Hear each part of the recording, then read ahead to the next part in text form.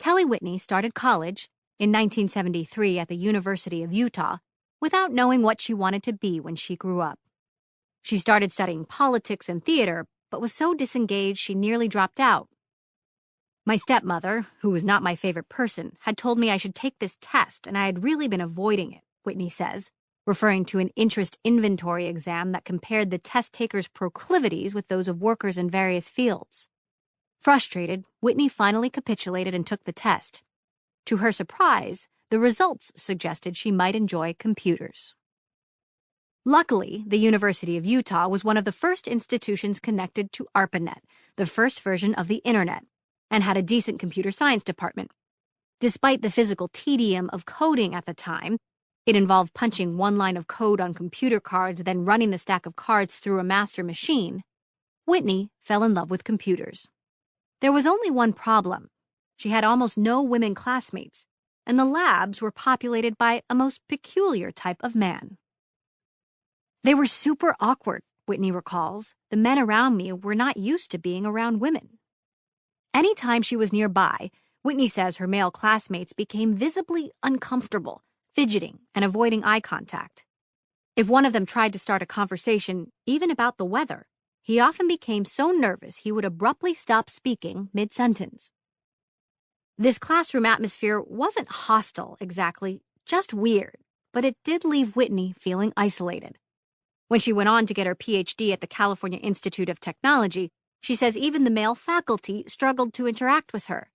On the one hand, they seemed to take pride in having a rare female student. On the other, they didn't know how to relate to her professionally. Often, Whitney couldn't tell if her professors were trying to flirt with her or just didn't know how to talk to women. I felt the undue attention was directly correlated to the clothes I was wearing, Whitney recalls, so she swore off dresses and instead attended class in baggy t-shirts that concealed her figure. Whitney remembers one particularly brilliant coder who would only take on tasks where he literally didn't have to talk to other people. He could sit in a room and code, but he'd always have to work with someone else who was his front person. He just had an inability to interact socially, Whitney says. They were the classic coders, awkward around people, work all night. What Whitney couldn't have known back then is that she was experiencing one of the big reasons women have found it so hard to get a foothold in tech. Since the mid-1960s, the industry had been intentionally selecting for the exact traits she found so pervasive and problematic in her male peers. From pioneers to outsiders. By the time Whitney entered the world of computer science, our cultural stereotype of how a computer genius looks and acts had already been established. But in tech's earliest days, programmers looked a lot different. In fact, they looked like women.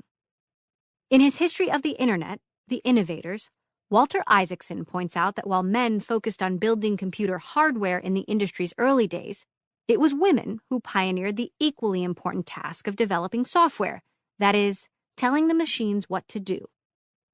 One pioneer was Grace Hopper, a mathematics PhD and Rear Admiral in the U.S. Navy, who in 1944 programmed the Mark I, a giant computer at Harvard University.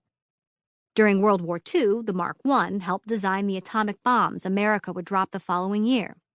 Hopper had an uncanny ability to translate problems into mathematical equations, then communicate them to machines in a language they could process. She also took a collaborative approach to coding, sending versions to others to ask for help with improvements. Hopper invented the concept of what's called a compiler, which would create a process for translating source code into a language that many different machines could understand, helped develop the computing language COBOL, and advanced the idea that machines should be able to work well together. The U.S. Army requisitioned its first computer during the war as well, and women were the first to program it. The ENIAC, Electronic Numerical Integrator and Computer, needed to, quote, learn to calculate the trajectory of weapons used by soldiers in the field. 6 women were selected from groups of women who were already calculating these trajectories manually. Back then, while women were not encouraged to become engineers, it was not so uncommon for educated women to study math. But when the ENIAC was introduced in the press in 1946, these 6 critical women were not mentioned or photographed. If you saw the movie Hidden Figures, you get the idea. In 1962, 3 black women working as NASA mathematicians helped calculate the flight paths that put John Glenn into orbit. A woman, Margaret Hamilton, also headed up the team that wrote the code that plotted Apollo 11's path to the moon. At the time, the term programmer had the negative connotation of referring to women's work. That's because computers still involved a lot of manual, mechanical labor that was less like doing higher mathematics than like running a telephone switchboard. Computers were also associated with typing, a skill mostly acquired by secretaries, almost all of whom were then female.